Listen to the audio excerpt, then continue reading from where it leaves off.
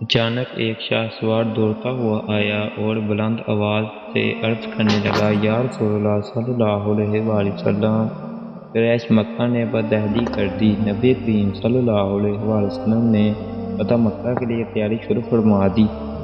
دوسری جانب حضرت حاطب بن ابی بلتعہ رضی اللہ عنہ نے قریش کے نام ایک خط لکھا، جس میں انہوں نے حضور نبی کریم صلی اللہ علیہ وآلہ وسلم کی مکہ روانگی اور مکہ پر فوج کشی کی تیاریوں کے متعلق خبر کا ذکر کیا۔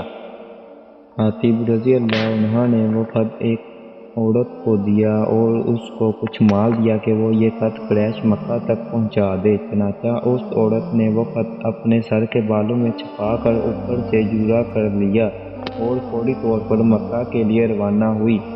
حاطب رضی اللہ عنہ کے اس عمل کی خبر وحی آسمانی کے ذریعے پہنچ گئی تو حضور اقدس صلی اللہ علیہ وآلہ وسلم نے حضرت علی بن ابی طالب رضی اللہ عنہ اور حضرت مقداد رضی اللہ عنہ یا حضرت زبیر بن عوام رضی اللہ عنہ کو گرفتاری کے لیے بھیجا اور فرمایا، اس عورت کو گرفتار کرو۔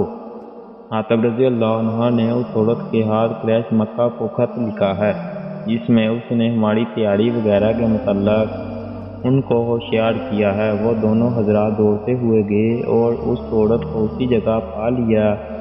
اس عورت سے کہا، کیا تیرے پاس کوئی خط ہے؟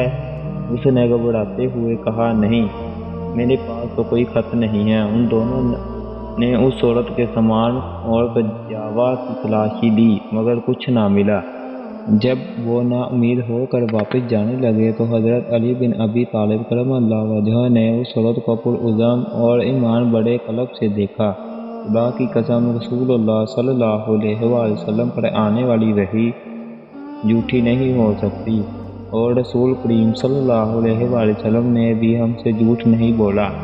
بخدا تم وہ خط نکالو ورنہ ہم تمہیں برہنہ کر دیں گے۔ جب اس عورت نے معاملہ کی سنگینی اور ان کے چہرہ پر آثار سنجیدگی دیکھی تو کہنے لگی، ذرا چہرہ پھیرو۔ آپ رضی اللہ عنہ نے اس سے منہ پھیرا تو اس نے اپنے سر کے بالوں سے وہ خط نکالا۔ حضرت علی رضی اللہ عنہ کا چہرہ دمک اٹھا۔ وہ خط پکڑا اور اسے لے کر رسول اللہ صلی اللہ علیہ وآلہ وسلم کی جانب روانہ ہو گئے۔